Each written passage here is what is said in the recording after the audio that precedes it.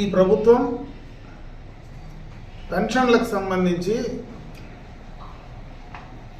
రాజకీయాలు చేస్తూ ఉంది. అంటే ఎన్నికలకు పెన్షన్లు ఇవ్వడానికి సంబంధం లేదు. ఎన్నికల కోడ్ వస్తుందని తెలుసు, వచ్చిందని తెలుసు. వచ్చిన తర్వాత ఏ రకంగా పేదలకు, ముఖ్యంగా వృద్ధులకు ఇన్ టైంలో పెన్షన్ ఇవ్వాలనేటువంటి ఆలోచన, చిత్తశుద్ధి ఏమాత్రం ఈ జగన్మోహన్ రెడ్డికి లేకపోయినా దీన్ని కూడా రాజకీయాలకు వాడుకునేటువంటి నీచపు ఆలోచన చేస్తున్నాడు. ఎందుకంటే మామూలుగా అతను ఎన్నికలు వచ్చినప్పుడు వాడడం అలవాటు.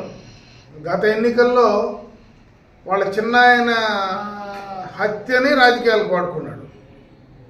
గత ఎన్నికల్లో వైజాగ్లో కోడికత్తి డ్రామా ఎన్నికలకు సంబంధించి ఆడింది జగన్మోహన్ రెడ్డి.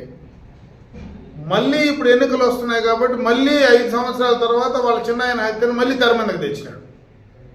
అంటే సిగ్గు ఎగ్గు కూడా లేకుండా డైరెక్ట్గా స్టేజ్ మీదనే మా చిన్నాయన హత్య ఆ భగవంతునికి వాళ్ళ చిన్నాయనకే తెలిసిన మాట్లాడేటువంటి పరిస్థితి ఒక ముఖ్యమంత్రి స్థాయిలో 5 సంవత్సరాల అధికారంలో ఉండి సొంత చిన్నాయన చనిపోతే ఆ హత్య గురించి మాట్లాడుతున్నాడంటే బేలగా అతనికి ఆస్కార్ అవార్డు ఇవ్వచ్చు.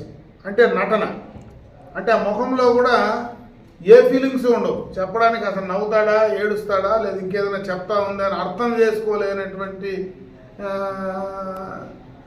ముఖాన్ని భగవంతుడు ఇచ్చాడు. దాన్ని తీసుకెళ్ళి ఈరోజు వృద్ధుల పెన్షన్లు కూడా రాజకీయాలకు ముడి పెడతా ఉన్నాడు. వాలంటీర్లు లేకపోతే పెన్షన్లు ఎవరేమనే విధంగా చెప్తా ఉన్నాడు.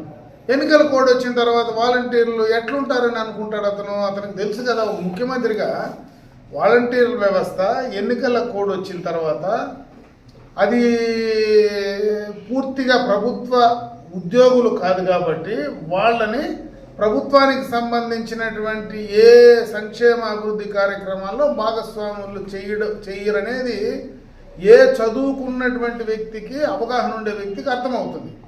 దానికి సంబంధించి ఈ ఎన్నికలప్పుడు 2 సార్లు పెన్షన్ ఇవ్వాల్సి వస్తే ఏ రకంగా, ఎప్పుడు, ఎట్లా ఇవ్వాలనేటువంటి ఆలోచన, దానికి ఆ షెడ్యూలు, ఆ రకమైనటువంటి ప్లానింగు చేసుకోకుండా ఏదో చంద్రబాబు నాయుడు పైన, ఈరోజు మిత్రపక్షం పైన వీళ్ళ వల్ల నేను పెన్షన్ లేనేనని చెప్పేటువంటి దౌర్భాగ్య పరిస్థితికి దిగజారినాడంటే అతనికి ఓటమి పైన ఎంత భయపడుతున్నాడో, ఓడిపోతానని ఎంత భయానికి లోనవుతా ఉన్నాడో ఇది ఒకటే ఉదాహరణ. కాబట్టి మేము డిమాండ్ చేసేదల్లా సచివాలయ సిబ్బంది ఉన్నారు. గతంలో సచివాలయ సిబ్బంది లేనప్పుడు కూడా పెన్షన్లు బ్రహ్మాండంగా గత ప్రభుత్వంలో చేశాం. ఆ ఉండేటువంటి ఎంపీడీఓ ఆఫీస్లో ఉండే అధికారులు కావచ్చు, రెవెన్యూకి సంబంధించినటువంటి అధికారులు కావచ్చు, డైరెక్ట్గా ఇంట్లోకి పోయి ఇచ్చినటువంటి సందర్భాలు కూడా కొల్లలుగా ఉన్నాయి గత ప్రభుత్వంలో. ఈరోజు సచివాలయంలో కావాల్సినంత మంది సిబ్బంది ఉన్నారు. అదేవిధంగా నీకు ఎంపీడీఓ ఎంఆర్ఓ ఆఫీసులో కావాల్సినంత మంది సిబ్బంది ఉన్నారు. వాళ్ళ ద్వారా ఇచ్చే ప్రయత్నం చేయకుండా అసలు నీ దగ్గర డబ్బులు ఉన్నాయా అని, ఆ ఉండే డబ్బులన్నా వాళ్ళకి ఇచ్చే పరిస్థితి ఉందా లేదా, ఉండే డబ్బులన్నీ కాంట్రాక్టర్లకు ఏమైనా పేమెంట్లు ఇచ్చేసినావా, ఎన్నికలకు ముందు నీకు కావాల్సినటువంటి కాంట్రాక్టర్లకు అంతా కూడా ఇష్టం వచ్చినట్టు పేమెంట్లు ఇచ్చావు. దీనికి సంబంధించి వాళ్ళకి పెన్షన్లకు సంబంధించినటువంటి డబ్బులు కూడా కాంట్రాక్టర్లకు పేమెంట్లు ఇచ్చేసి ఆ డబ్బులు లేకుండా, వాళ్ళకి ఇవ్వలేకుండా ఈ రకంగా చెప్పే ప్రయత్నం చేస్తున్నాం అని అడుగుతా ఉన్నాం.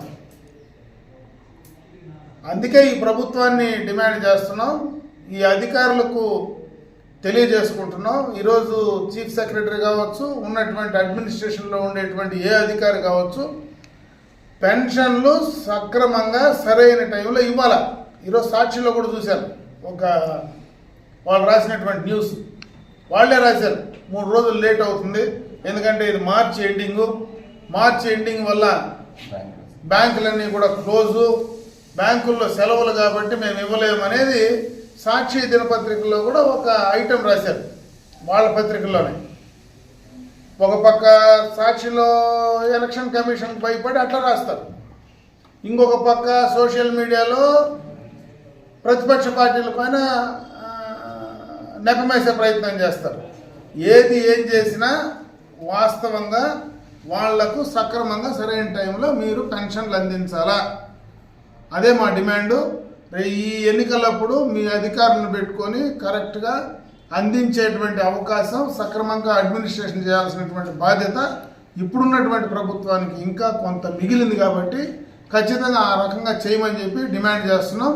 పేదలకు అదేవిధంగా వృద్ధులకు ఇన్ టైంలో వాళ్ళు ఇబ్బంది కలిగించకుండా డైరెక్ట్గా వాళ్లకు ఇవ్వాల్సినటువంటి డబ్బులు వెంటనే చెల్లించమని చెప్పి మా పార్టీ పరంగా మా పరంగా కూడా డిమాండ్ చేస్తాం.